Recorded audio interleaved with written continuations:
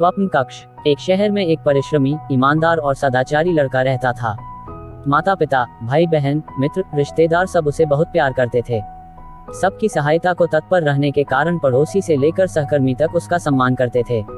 सब कुछ अच्छा था, किंतु जीवन में वह जिस सफलता प्राप्ति का सपना देखा करता था, वह उसे कोसों दूर था। वह दिन रात जी जान लगाकर मेहनत करता, किंतु असफलता ही उसके हाथ लगती। उसका पूरा जीवन ऐसे ही निकल गया और अंत में जीवन चक्र से निकलकर वह काल चक्र में समा गया। चूंकि उसने जीवन में सुकर्म किए थे, इसलिए उसे स्वर्ग की प्राप्ति हुई। देवदूत उसे लेकर स्वर्ग पहुंचे। स्वर्गलोक का अलौकिक सौंदर्य देख वह मंत्रमुग्ध हो गया और देवदूत से बोला, ये कौन सा स्थान है? ये स्वर्गलोक है। तुम्हारे अच्छे कर्म के कारण तुम्हें स्वर्ग में स्थान प्राप्त हुआ है। अब से तुम यहीं रहोगे। देवदूत ने उत्तर दिया। ये सुनकर लड़का खुश हो गया। देवदूत ने उसे वह घर दिखाया जहां उसके रहने की व्यवस्था की गई थी। वह एक आलीशान घर था। इतना आलीशान घर उसने अपने जीवन में कभी नहीं देखा था। देवदूत उसे घर के भीतर लेकर गया और एक एक कर सारे कक्ष दिखाने लगा। सभी कक्ष बहुत सुंदर थे। अंत में वह उसे एक ऐसे कक्ष के पास लेकर गया जिसके सामने स्वप्न कक्ष लिखा हुआ था। जब वे उस कक्ष के अंदर पहुंचे तो लड़का ये देखकर दंग रह गया कि वहां बहुत सारी वस्तुओं के छोटे छोटे प्रतिरूप रखे हुए थे। ये वही वस्तुएं थीं जिन्हें पाने के लिए उसने आजीवन मेहनत की थी, किंतु हासिल नहीं कर पाया था। आलीशान घर, कार, उच्चाधिकारी का पद और ऐसी ही बहुत सी चीजें जो उसके सपनों में ही रह गए थे।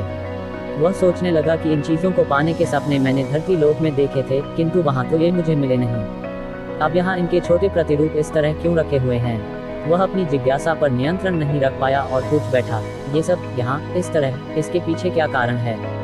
देवदूत ने उसे बताया, मनुष्य अपने जीवन बहुत से सपने देखता है और उनके पूरा हो जाने की कामना करता है, किंतु कुछ ही सपनों के प्रति वह गंभीर होता है और उन्हें पूरा करने का प्रयास करता है। ईश्वर और ब्रह्मांड मनुष्य के हर सपने पूरा करने की तैयारी करते हैं, लेकिन कई बार असफलता प्राप्ति से हताश होकर और कई बार दृढ़ निश्चय की कमी के कारण मनुष्य उस क्षण प्रयास करना छोड़ देता है जब उसके सपने पूरे होने वाले ही होते हैं। उसके वही अधूरे सपने यहाँ प्रतिरूप के रूप में रखे हुए हैं। तुम्हारे सपने भी यहाँ प्रतिरूप के रूप में रखे हैं।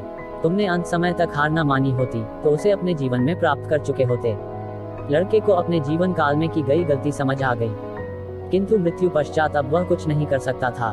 मित्रों, किसी भी सपने को पूर्ण करने की दिशा में काम करने के पूर्व ये दृढ़ निश्चय कर लें कि चाहे कितनी भी मुश्किलें क्यों न आए, चाहे कितनी बार भी असफलता का सामना क्यों न करना पड़े, अपने सपनों को पूरा करने की दिशा में तब तक प्रयास करते रहेंगे जब तक वे पूरे नहीं हो जाते। अन्यथा समय निकल जाने के बाद यह मलाल रह जाएगा कि काश मैंने थोड़ा प्रयास और किया होता। अपने सपनों को अधूरा मत रहने दीजिए। दृढ़ निश्चय और अथक प्रयास से उन्हें हकीकत में तब्दील करके ही दम लीजिए।